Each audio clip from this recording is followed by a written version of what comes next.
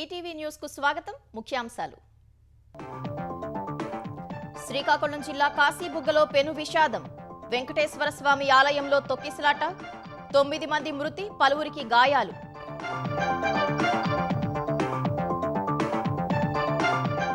కాశీబుగ్గ దుర్ఘటనపై మోదీ, చంద్రబాబు, పవన్ కళ్యాణ్ దిగ్భ్రాంతి.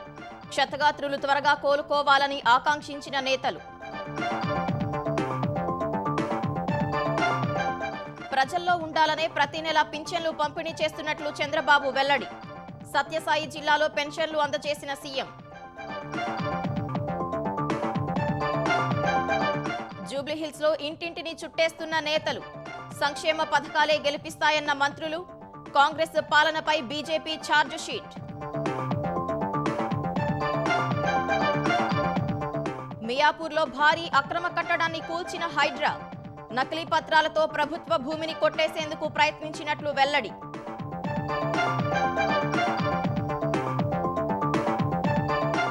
బీహార్ ఎన్నికలు అభివృద్ధికి జంగిల్ రాజ్ కు మధ్య పోరాటమన్న అమిత్ షా. అన్ని ఆలోచించే ఇంటికో ఉద్యోగం హామీ ఇచ్చామన్న తేజస్వి.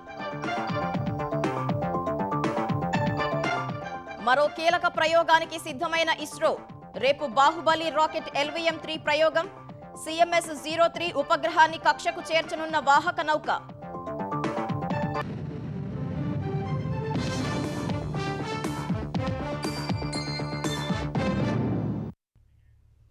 శ్రీకాకుళం జిల్లా కాశీబుగ్గలో పెను విషాదం చోటు చేసుకుంది. ఏకాదశి రోజున వెంకటేశ్వర స్వామి ఆలయంలో తొక్కిసలాట జరిగి 9 మంది దుర్మరణం పాలయ్యారు. పదుల సంఖ్యలో గాయపడ్డారు. క్షతగాత్రులకు వేర్వేరు ఆసుపత్రుల్లో చికిత్స అందిస్తున్నారు. పెద్ద సంఖ్యలో భక్తులు తరలిరావటం తొక్కిసలాటకు దారితీసినట్లు అధికారులు అంచనా వేశారు. ఓ ప్రైవేట్ వ్యక్తి నిర్మించిన ఈ ఆలయంలో ఈ ఏడాది మే నెలలోనే దర్శనాలు ప్రారంభించగా ఇప్పుడు తొక్కిసలాట జరిగింది. కార్తీక మాసంలో పవిత్రంగా భావించే ఏకాదశి రోజున ఆంధ్రప్రదేశ్ శ్రీకాకుళం జిల్లా కాశీబుగ్గలో పెను విషాదం చోటు చేసుకుంది. స్థానిక వెంకటేశ్వర స్వామి ఆలయంలో తొక్కిసలాట జరిగి సోంపేటకు చెందిన 13 ఏళ్ల నిఖిల్ సహా 9 మంది ప్రాణాలు కోల్పోయారు. మృతుల్లో 8 మంది మహిళలు ఉన్నారు. పదుల సంఖ్యలో భక్తులు స్పృహ తప్పి పడిపోయారు.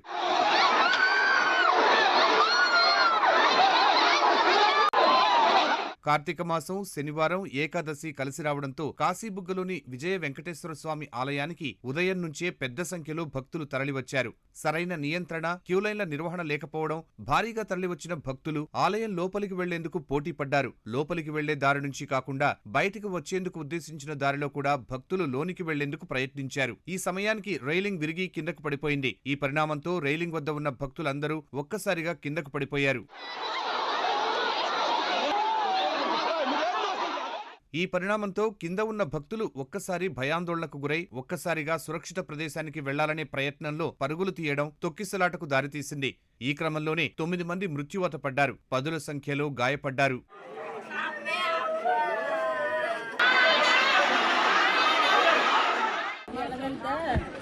అవతల నుంచి జనంలో వదిలేను. జనంకి వదిలిన తర్వాత మనుషులు పడిపోయినా అక్కడ గేట్ ఆపేసి మనుషులు కలప చేసి ఉంటే మనుషులు చచ్చిపోతుంది. నేను పొందుతాను కాబట్టి నా పక్కన మడి చచ్చిపోయి నా ముందు మడి చచ్చిపోయి. దాని మీద ఏంటంటే కొంచెము వెళ్ళే వాళ్ళకి ఒక తావు ఇవ్వాలి, వచ్చే వాళ్ళకి ఒక తావు ఇవ్వాలి.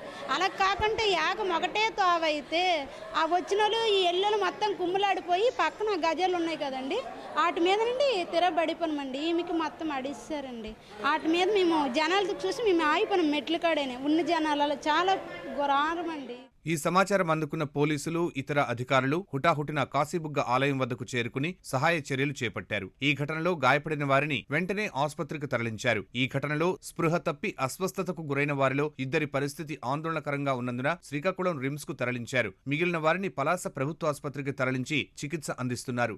ఆసుపత్రిలో చికిత్స పొందుతున్న వారు జరిగిన ఘటనను తలుచుకుని రోధిస్తున్నారు. అక్కడ నేను ఉన్నానండి. నా పక్కనే ఇద్దరు, ఆ బాబు కూడా నా కిందే ఉండిపోయాడు. ఆ గ్రిల్స్ కిందే ఉండిపోయాడు. చనిపోయి బాబు ఒక 11-12 సంవత్సరాలు అవుతుంది. అతను కూడా చాలా కింద ఉండిపోయాడు. మధ్యన ఎనిసిస్తున్నారు. అటు నుంచి ఇటు నుంచి పారుతున్నారు. అటు నుంచి దర్శనం అయిపోయింది.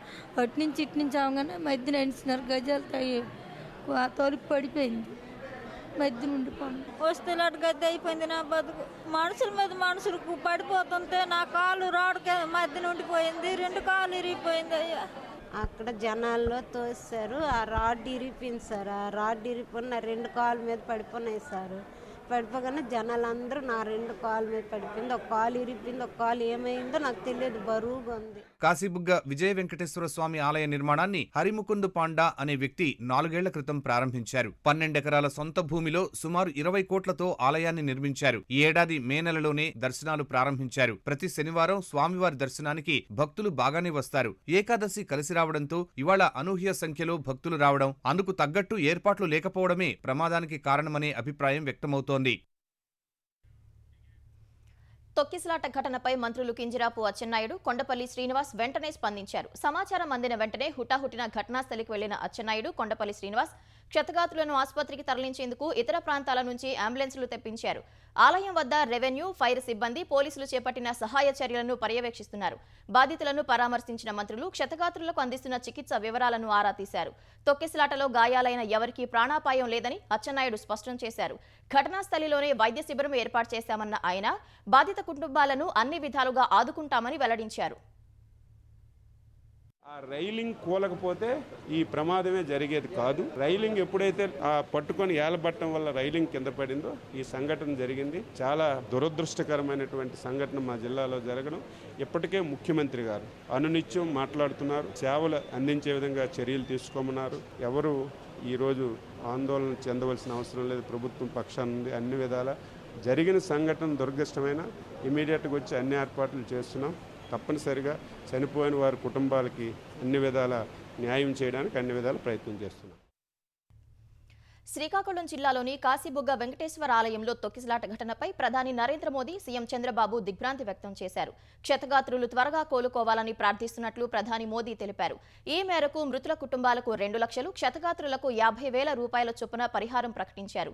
ఈ దుర్ఘటనలో భక్తులు మరణించడం అత్యంత విషాదకరమని సీఎం చంద్రబాబు ఆవేదన వ్యక్తం చేశారు. మృతుల కుటుంబాలకు ప్రగాఢ సానుభూతిని తెలిపారు. క్షతగాత్రులకు మెరుగైన చికిత్స అందించాలని అధికారులను ఆదేశించారు. ఇలాంటి ఘటనలు రాష్ట్రంలో పునరావృతం కాకుండా జాగ్రత్తలు తీసుకుంటామన్నారు. కాశీబుగ్గ టౌన్ లో ఒక ప్రైవేటు వ్యక్తి వెంకటేశ్వర దేవాలయాన్ని కట్టాడు. అక్కడి నుంచి కార్తీక మాసం ఈరోజు చాలా మంది అక్కడ దర్శనానికి వెళ్లిపోయారు. కనీసం ఆయన చేసినప్పుడు పోలీసుకు కూడా చెప్పలేదు. చెప్పుంటే పోలీస్ ప్రొటెక్షన్ పెట్టి ఎక్కడికక్కడ కంట్రోల్ చేసేవారం. అది చేయని దాని వల్ల అక్కడ వచ్చిన వాడు కూడా ఒక ఆర్డర్ ప్రకారం లేకుండా 9 మంది తొక్కిడికి గురయ్యి చనిపోయే పరిస్థితికి వచ్చారు. ఈ దుర్ఘటన పట్ల చాలా సీరియస్ గా తీసుకుంటూ ఎవరైతే దానికి వాళ్ళందరినీ కూడా ఇమ్మీడియట్ గా కస్టడీలో తీసుకుని పూర్తి విచారణ చేసి తర్వాత ఏం చేయాలో తదుపరి చర్యలు చేపడతాం. కాశీబుగ్గలోని తొక్కిసలాట ఘటన తీవ్రంగా కలిచివేసిందని ఆంధ్రప్రదేశ్ మంత్రులు దిగ్భ్రాంతి వ్యక్తం చేశారు. దుర్ఘటనలో 9 మంది మృతి చెందారని తెలిసి ఆవేదనకు లోనయ్యానని ఉప ముఖ్యమంత్రి పవన్ అన్నారు. క్షతగాత్రులకు మెరుగైన వైద్య సేవలు అందించాలని అధికారులను ఆదేశించారు. సహాయక చర్యలు చేపట్టాలని జిల్లా అధికార యంత్రాంగానికి ప్రభుత్వం దిశానిర్దేశం చేసిందన్నారు. మృతి చెందిన వారి కుటుంబాలు, క్షతగాత్రులను మంత్రి లోకేష్ పరామర్శించారు. వారికి అన్ని విధాలా ఆదుకుంటామని హామీ ఇచ్చారు. తొక్కిసలాట ఘటనపై కేంద్ర మంత్రి రామ్మోహన్ నాయుడు విచారం వ్యక్తం చేశారు. భోపాల్లో కార్యక్రమం రద్దు చేసుకుని పలాసకు చేరుకున్న కేంద్ర మంత్రి ఆసుపత్రిలో బాధిత కుటుంబాలను పరామర్శించారు. క్షతగాత్రులకు మెరుగైన వైద్యం అందించాలని అధికారులను రామ్మోహన్ నాయుడు ఆదేశించారు. తొక్కిసలాట ఘటనలో భక్తులు మరణించడం ఎంతో బాధ కలిగించిందని మంత్రులు అనగాని సత్యప్రసాద్, ఆనం రామ్ నారాయణ రెడ్డి, టీజీ భరత్, కొల్లు రవీంద్ర ఆందోళన వ్యక్తం చేశారు. మృతుల కుటుంబాలకు ప్రగాఢ సానుభూతి ప్రకటించారు. పేదల జీవితాల్లో వెలుగులు తీసుకురావటమే కూటమి ప్రభుత్వ లక్ష్యమని ముఖ్యమంత్రి చంద్రబాబు తెలిపారు. ప్రజాసేవలో ప్రజల మనిషిగా ఉండాలనే ఉద్దేశంతోనే ప్రతి నెల స్వయంగా లబ్ధిదారుల ఇంటికే వెళ్లి పింఛన్లు పంపిణీ చేస్తున్నట్లు వివరించారు. సత్యసాయి జిల్లా తలుపుల మండలం పెద్దన్నవారిపల్లెలో ముఖ్యమంత్రి లబ్ధిదారులకు ఎన్టీఆర్ భరోసా పింఛన్లు పంపిణీ చేశారు. మొదటి వితంతు పింఛను పొందుతున్న మేడా రెడ్డమ్మకు పింఛను అందజేసిన సీఎం ఆమె బాగోగులు తెలుసుకున్నారు. కోవిడ్లో భర్త మృతి తర్వాత ఆర్థికంగా ఇబ్బందులు ఎదుర్కొన్నట్లు రెడ్డమ్మ తెలిపారు. ప్రభుత్వం తరపున సంక్షేమ పథకాలు పొందుతున్నట్లు చెప్పారు. అనంతరం తబలా కళాకారుడు మల్లయ్యకు పింఛను అందజేశారు. ఉపాధి కోసం 3 కుమారులు బెంగళూరుకు వలస వెళ్లారన్న ఆయన చంద్రబాబుకు వివరించారు. వృద్ధాప్యంలో ఉన్న మల్లయ్యకు 2 లక్షల రూపాయల ఆర్థిక సాయం అందజేయాలని రెవెన్యూ అధికారులను ఆదేశించారు.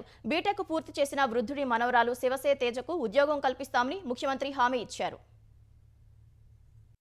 అభివృద్ధి చేస్తేనే సంక్షేమ కార్యక్రమాలకు డబ్బులు వస్తాయి. సుపరిపాలన చేస్తేనే మనకు వచ్చే ఆదాయం పెరుగుతుంది. అదే మరిగా సంక్షేమంగా కూడా సుజావుగా ఇచ్చే అవకాశం ఉంటుంది.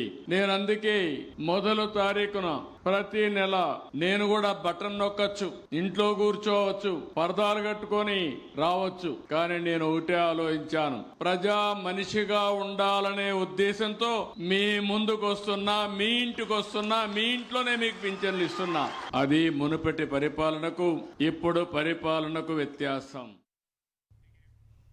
జూబ్లీహిల్స్ ఉప ఎన్నికల్లో కాంగ్రెస్ ప్రభుత్వం అమలు చేస్తున్న పథకాలే తమ అభ్యర్థిని గెలిపిస్తాయని రెవెన్యూ శాఖ మంత్రి పొంగులేటి శ్రీనివాసరెడ్డి అన్నారు. జూబ్లీహిల్స్ లో గెలిపే లక్ష్యంగా కాంగ్రెస్ శ్రేణులు ముమ్మరంగా ప్రచారం చేస్తున్నాయి. రెహమత్ నగర్ లో ఎమ్మెల్యే అభ్యర్థి నవీన్ యాదవ్ తో కలిసి పొంగులేటి శ్రీనివాసరెడ్డి ఓట్లు అభ్యర్థించారు. తమ అభ్యర్థిని అత్యధిక మెజారిటీతో జూబ్లీహిల్స్ ఓటర్లు గెలిపిస్తారని ఈ సందర్భంగా పొంగులేటి ధీమా వ్యక్తం చేశారు. తెలంగాణ రాష్ట్రంలో గౌరవ ముఖ్యమంత్రి రేవంత్ రెడ్డి గారి నాయకత్వంలో వచ్చిన ఈ ప్రభుత్వం పేదవాడి పక్షపాత పార్టీగా, పేదవాడికి అండగా ఉంటూ పేదవాడి కష్టాల్లో ప్రత్యక్షంగా పాలు పంచుకుంటుంది. కాబట్టే ఈ బై ఎన్నికల్లో పార్టీ అభ్యర్థి అత్యధిక మెజార్టీతో ఈ నియోజకవర్గ ప్రజలు దీవించనున్నారు. తెలంగాణ ప్రజల పాలిట కాంగ్రెస్ పార్టీ భస్మాసుర హస్తంగా మారిందని బీజేపీ తెలంగాణ అధ్యక్షుడు రామచంద్రరావు మండిపడ్డారు. విద్యార్థుల ఫీజు రియంబర్స్మెంట్ ఇవ్వకుండా బాధ పెడుతున్నారని, ప్రజలకు ఆరోగ్యశ్రీ దొరకటం లేదని, రైతు బంధుకు బంద్ పెట్టారని, బీసీ డిక్లరేషన్ అని బీసీలను మోసం చేశారని ఆయన ఆరోపించారు. బీజేపీ రాష్ట్ర కార్యాలయంలో 23 నెలల కాంగ్రెస్ పాలనపై ఛార్జిషీటు విడుదల చేసిన రామచంద్రరావు తెలంగాణలో శాంతి భద్రతలు గతి తప్పాయన్నారు. ఓటు బ్యాంకు రాజకీయాల కోసం సీఎం రేవంత్ రెడ్డి దేశ సైనికులను అవమానిస్తున్నారని మండిపడ్డారు. అసదుద్దీన్ డైరెక్షన్స్ తో మన రేవంత్ రెడ్డి గారు రేవంత్ దీన్ గా మారి అజారుద్దీన్ ముఖ్యమంత్రిగా ప్రకటించి ఇంకా ఎంతమంది బద్రుద్దీన్లు, అక్బరుద్దీన్లు ఇవంతా వెయిట్ చేస్తున్నారు మీకోసం. ఈ యొక్క రేవంత్ సర్కార్ జూబ్లీ హిల్స్ లో వీళ్ళ ఇన్ఫ్లుయెన్స్ ఎంత పడ్డదంటే భారతదేశాన్ని అంట పాకిస్తాన్ కిక్ చేసిందంట. పాకిస్తాన్ కిక్ చేసినటువంటి ఒక మాటలు మాట్లాడతారండి ఈ రేవంత్ రెడ్డి గారు. జూబ్లీహిల్స్ నియోజకవర్గంలో బీఆర్ఎస్ నేతలు ముమ్మరంగా ప్రచారం చేస్తున్నారు. వెంగళరావు నగర్ డివిజన్ మధురానగర్ లో మాజీ మంత్రి ఎర్రబెల్లి దయాకర్ రావు హెయిర్ సెలూన్ లో కటింగ్ చేస్తూ సందడి చేశారు. కాంగ్రెస్ మోసపూరిత హామీలకు మరోసారి మోసం పోవద్దంటూ బీఆర్ఎస్ ఎన్ఆర్ఐ నేతలు పాదయాత్ర చేశారు. కాంగ్రెస్ ఇచ్చిన వాగ్దానాలు నెరవేరాలంటే ప్రశ్నించే బీఆర్ఎస్ కు ఓటేయాలని కోరారు. ఎల్లారెడ్డిగూడలోని హెయిర్ సెలూన్ లో ఎమ్మెల్సీ నవీన్ రెడ్డి కటింగ్ చేశారు. వాళ్లతో ముచ్చటిస్తూ బీఆర్ఎస్ అభ్యర్థిని గెలిపించాలని విజ్ఞప్తి చేశారు. ఉద్యోగులు, పెన్షనర్ల సమస్యలు తీరాలంటే జూబ్లీహిల్స్ ఉప ఎన్నికలో కాంగ్రెస్ ను ఓడించాలని బీఆర్ఎస్ కు చెందిన ఉద్యోగ సంఘాల మాజీ నేతలు పిలుపునిచ్చారు. ఈ మేరకు తెలంగాణ భవన్లో కరపత్రాన్ని విడుదల చేశారు. భారత అంతరిక్ష పరిశోధనా సంస్థ ఇస్రో మరో మైలురాయికి సిద్ధమైంది. రేపు శ్రీహరికోటలోని సతీష్ ధావన్ స్పేస్ సెంటర్ నుంచి LVM-3 M5 రాకెట్ ను ప్రయోగించనుంది. మల్టీ ఫ్రీక్వెన్సీ కమ్యూనికేషన్ సామర్థ్యం కలిగిన CMS-03 శాటిలైట్ దేశ అంతరిక్ష ఆధారిత కమ్యూనికేషన్ నెట్వర్క్ ను బలోపేతం చేస్తుందని ఇస్రో తెలిపింది. భారత భూభాగం సహా ఉపఖండంలోని ఓషనిక్ రీజియన్లకు కూడా ఈ ఉపగ్రహం సమాచార సేవలు అందిస్తుందని వెల్లడించింది. పౌర, వ్యూహాత్మక, రక్షణ రంగంలో సురక్షితమైన కమ్యూనికేషన్ సేవలు అందిస్తుందని తెలిపింది. Maritime security, voice, data, video కమ్యూనికేషన్లకు ఇది కీలకంగా మారనుందని ఇస్రో తెలిపింది.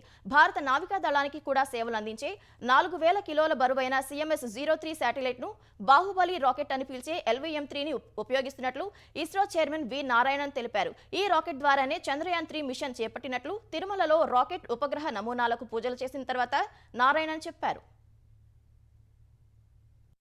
Tomorrow, the 2nd November 2025, we are going to launch the CMS-03 communication satellite of India using our Bahubali rocket LVM-3 M5 launch vehicle. This satellite is the heaviest satellite ever lifted by the Indian launcher for placing in the geotransfer orbit. And this satellite is going to be a highly useful satellite for communication purpose of India. మియాపూర్లోని 101 survey number భూమిలో నిర్మించిన అక్రమ కట్టడంపై హైడ్రా కొరడా ఝుళిపించింది. ఈ మేరకు స్థానికులు ఇచ్చిన ఫిర్యాదు ఆధారంగా 101 సర్వే నంబర్లోని భూమిలో నిర్మించిన 5 అంతస్తుల భవనాన్ని హైడ్రా కూల్చివేసింది.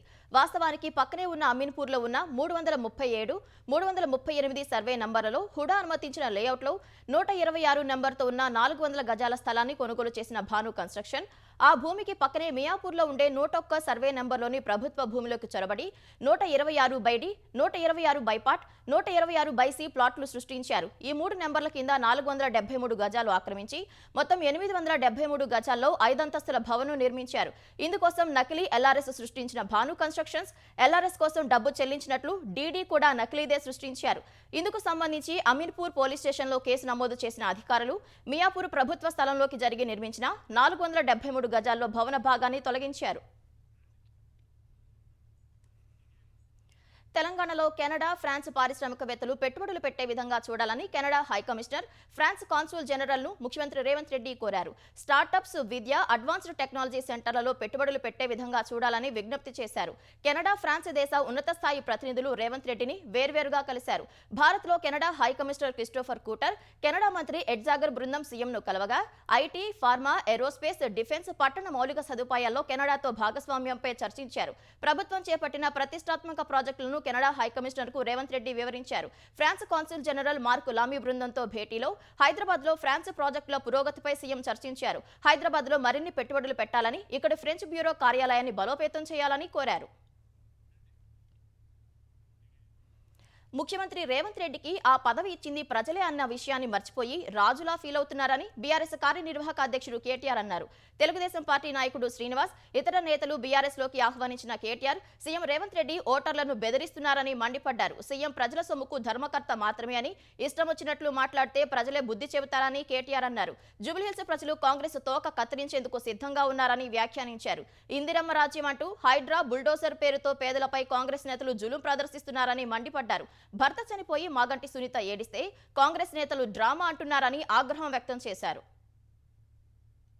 ఎలక్షన్లు వస్తాయి పోతాయి, వచ్చినప్పుడు ఏం చెప్పాలి ప్రభుత్వంలో ఉన్న వాళ్ళు? ఇగో మీరు మాకు అవకాశం ఇచ్చారు, మీరు మాకు ఓట్లేసి మళ్ళీ గెలిపిస్తే మంచి పనులు చేస్తా అని చెప్పుకోవాలి. ఏమైనా తప్పులు ఉంటే తప్పులు కరెక్షన్ చేసుకుంటా అని చెప్పుకోవాలి. అంతేగాని బెదిరిస్తారా ఎవరన్నా ఓటర్లను? నువ్వు వేయకపోతే ఇది బంద్ పెడతా, అది బంద్ పెడతా. నేను అడుగుతున్నా, ఒక్కసారి ఆలోచన చేయండి. మీరు ఆ పదవే ప్రజలు ఇచ్చిన భిక్ష. ఆ పదవి మంత్రి పదవైనా, ఎమ్మెల్యే పదవైనా, ముఖ్యమంత్రి పదవైనా మీరు పెట్టిన భిక్ష. మీరు కాదనుకుంటే పెద్ద పెద్దోళ్ళే దిగిపోయారు. ఎన్టీ రామారావును ఒడగొట్టిరు, ఈ దేశంలో ఇందిరమ్మను ఒడగొట్టిరు. మరి ఈయన ఎంత గట్టిగా మీరు అనుకుంటే తీసవతల వారేస్తారు. ఆయన తోక కట్ చేసే రోజులు ఎక్కువ దూరం ఏం లేదు. జూబ్లీహిల్స్ లా బరాబర్ ప్రజలు తోక కట్ చేసే ఆలోచనలు ఉన్నారు కాంగ్రెస్ పార్టీది. హైదరాబాద్ మెట్రో రైలు ప్రయాణ వేళల్లో మార్పులు చేసినట్లు మెట్రో సంస్థ వెల్లడించింది. మెట్రో రైలు వేళల్లో మార్పులు ఈ నెల 3 నుంచే అమల్లోకి రానున్నట్లు తెలిపింది. అన్ని రోజుల్లో ఉదయం 6 గంటల నుంచి రాత్రి 11 గంటల వరకు అన్ని టెర్మినల్స్ లో ప్రయాణ సదుపాయం ఉంటుందని వివరించింది. ప్రస్తుతం కొనసాగుతున్న సమయాన్ని 45 నిమిషాలు కుదించినట్లు మెట్రో యాజమాన్య సంస్థ తెలిపింది. ప్రతి పౌరుడికి న్యాయం అందించడమే తమ లక్ష్యమని హైకోర్టు ప్రధాన న్యాయమూర్తి జస్టిస్ అపరేష్ కుమార్ సింగ్ అన్నారు. జయశంకర్ భూపాలపల్లి జిల్లాలో నూతనంగా నిర్మించనున్న కోర్టు భవన నిర్మాణానికి హైకోర్టు న్యాయమూర్తులు జస్టిస్ ఈవి వేణుగోపాల్, జస్టిస్ నామవరపు రాజేశ్వరరావుతో కలిసి భూమి పూజ చేశారు. జస్టిస్ అపరేష్ కుమార్ ఈ కార్యక్రమంలో వర్చువల్ గా పాల్గొంటే ఇద్దరు న్యాయమూర్తులు ప్రత్యక్షంగా హాజరయ్యారు. అనంతరం మాట్లాడిన జస్టిస్ అపరేష్ కుమార్, పౌరుడి ప్రాథమిక హక్కుల పరిరక్షణే కోర్టుల ధ్యేయం కావాలన్నారు. వ్యవస్థలోని అన్ని వర్గాల సహకారం, వనరుల లభ్యత న్యాయ వ్యవస్థకు ఉందని తెలిపారు.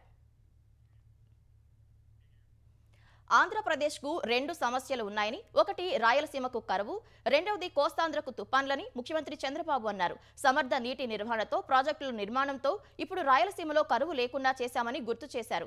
గతంలో హరికేన్ వస్తే ఉభయ గోదావరి జిల్లాల్లో సాధారణ పరిస్థితులు తెచ్చేందుకు 10 రోజులు పట్టిందని గుర్తు చేశారు. ఇప్పుడు మొంతా తుపాను ఎదుర్కొనేందుకు ప్రతిభ ఉన్న అధికారుల బృందం, టెక్నాలజీ సాయంతో 2 రోజుల్లోనే సాధారణ పరిస్థితులు తేగలిగామని చంద్రబాబు వివరించారు. ఆ బృందంలోని అధికారులు అద్భుతంగా పనిచేశారని తెలిపారు.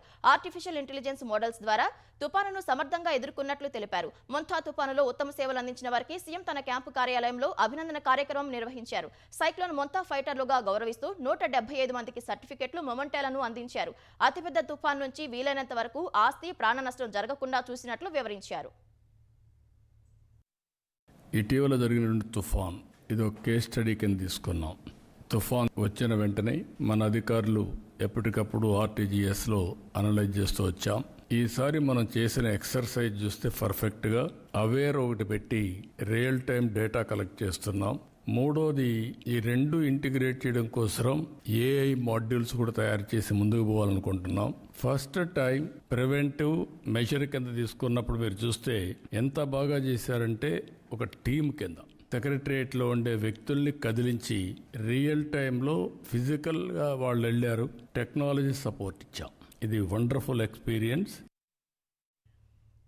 ఏపీ రాజధాని అమరావతి కోసం పోరాటం చేసిన రైతులకు న్యాయం చేసే క్రమంలో న్యాయమూర్తులు ఇబ్బందులకు గురయ్యారని సుప్రీంకోర్టు విశ్రాంత ప్రధాన న్యాయమూర్తి జస్టిస్ ఎన్వి రమణ అన్నారు. ఆనాటి క్లిష్ట సందర్భాల్లో న్యాయమూర్తులు, న్యాయవాదులు రాజ్యాంగానికి అనుగుణంగా పనిచేశారని స్పష్టం చేశారు. అమరావతిలోని విటి యూనివర్సిటీ 5వ స్నాతకోత్సవంలో పాల్గొన్న జస్టిస్ ఎన్వి రమణ విద్యార్థులకు పతకాలు, పట్టాలు అందజేశారు. అమరావతి ప్రాంతమంతా తనకు పరిచయమేనని, దేశంలో అత్యవసర పరిస్థితి విధించిన సమయంలో కృష్ణానదిలో ఉన్న దీవుల్లో రహస్య సమావేశాలు నిర్వహించిన విషయం గుర్తు చేసుకున్నారు. రాజధానిని నిలబెట్టుకోవడం కోసం ఈ ప్రాంత రైతులు చేసిన పోరాటాన్ని జస్టిస్ రమణ ప్రత్యేకంగా ప్రస్తావించారు.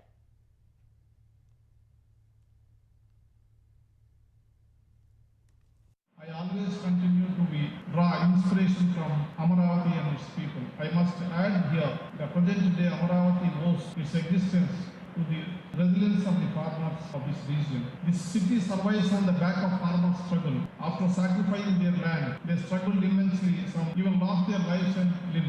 I must say, the farmers' protest here on the street of Amaravati was the biggest and longest farmers' protest after independence in southern India.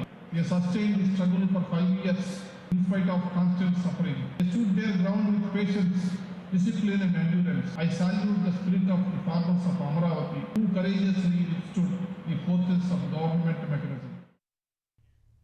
బీహార్లో అసెంబ్లీ ఎన్నికలు అభివృద్ధికి జంగిల్ రాజ్కు మధ్య జరుగుతున్న పోరాటమని కేంద్ర హోంశాఖ మంత్రి అమిత్ షా అన్నారు. ప్రధాని నరేంద్ర మోదీ, సీఎం నితీష్ కుమార్ జోడీని ఎన్నుకోవాలో లేదా ఆటవిక రాజ్యాన్ని అమలు చేసే వారిని ఎన్నుకోవాలో ఓటర్లు తేల్చుకోవాలన్నారు. ప్రతికూల వాతావరణం నేపథ్యంలో గోపాల్గంజ్, సమస్తీపూర్ ర్యాలీలను ఉద్దేశించి వర్చువల్ విధానంలో అమిత్ షా మాట్లాడారు. 2002 నుంచి గోపాల్గంజ్ ప్రజలు ఆర్జేడీకి ఓటు వేయలేదని షా తెలిపారు.